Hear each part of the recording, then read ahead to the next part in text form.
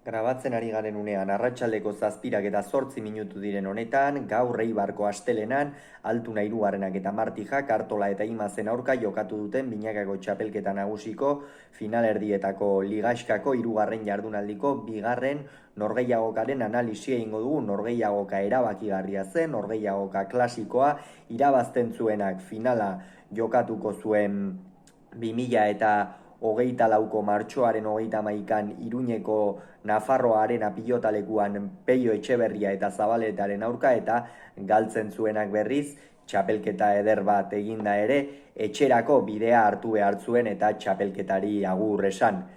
Finalera sailkatu direnak Jokin Altuna eta Julen Martija izan dira. 22 eta 9 irabazita bete ditu pronostikoak bikote gorriak, eta honen bestez jada erabaki da Iruñeko Nafarroa Arenan martxoaren 31an jokatuko den final hori. Altuna eta Martija izango dira alde batetik, Peio Etxeberria eta Zabaleta izango dituzte aurkari. Hauek horrela gogoratuko dugu aurreko jardunaldian Jokin Altunak eta Julen Martijak Jaka eta Mari Ezkurrenari irabazi egin zietela, erraz irabazi ere, eta Artolak eta Martijak, Artolak eta Imazek, Peio Etxeberria eta Zabaletaren aurka Iruñeko Labriten galdu egin zutela.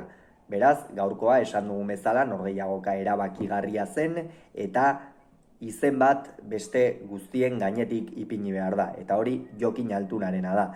Denbora asko daramagu esaten, kantxako erregea amezketarra dela, eta gaurkoan beste behin ere hori erakutsi du. Sekulako norgehiagoka egin du, goitik behera dominatu du aurreko zein atzeko jokoa, eta egin handi batean beregatik iritsi dira finalera bera eta Martija. Partida hasieran 4-0 ipini dira aurretik. Lehenengo sakea Iñaki Artolak egin du, botea ez dio ongi eragin, eta horren ondorioz tantoa erabate aldatu egin da.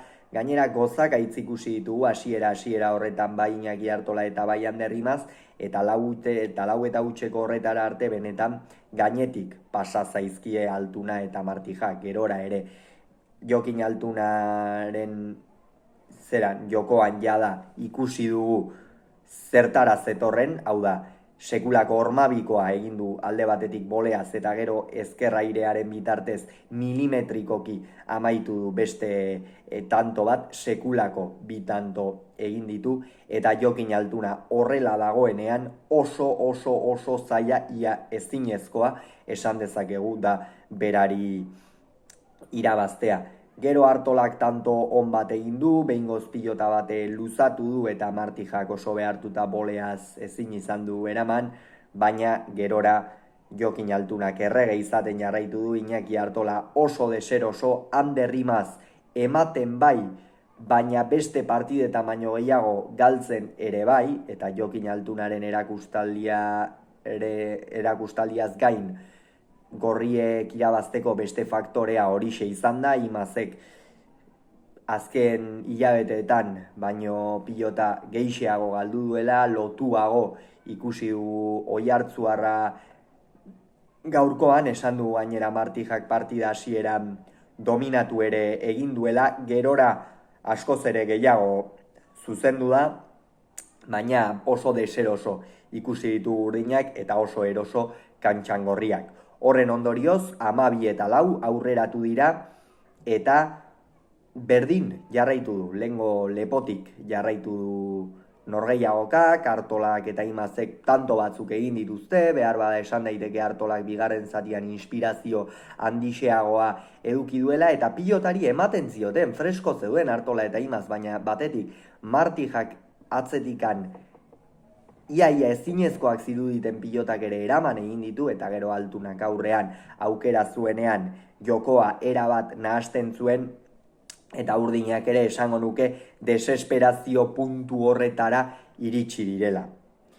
Gerora, 18 eta 7 ipini dira aurretik, esan dugun bezala, Martija ematen, tarteka Artolak eta Imazek ere dominatzen zuten, baina Martijak ederki eutsi dio horri, eta gero Jokin Altunak tantoa aldatzen zuenean, erabat norabide aldatzen zuen, eta Iñaki Artolak horren aurrean ez du ezertxo ere egiterik izan.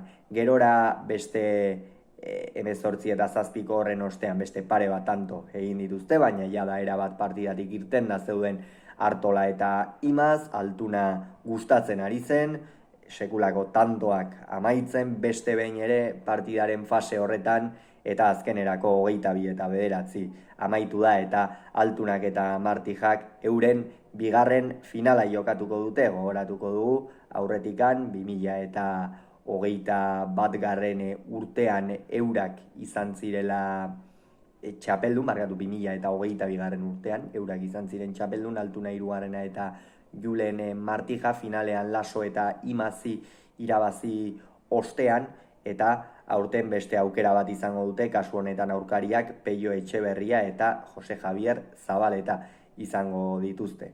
Altuna kantxako erregea da, gaurkoan beste behin ere horixe erakutsi du Amezketarrak, eta ea, ze final ikusten dugun hilaren 31an, alere, badakizue, Kirolunea kanal honetan aurretik bideo batzuk grabatuko ditugula finalaren inguruan.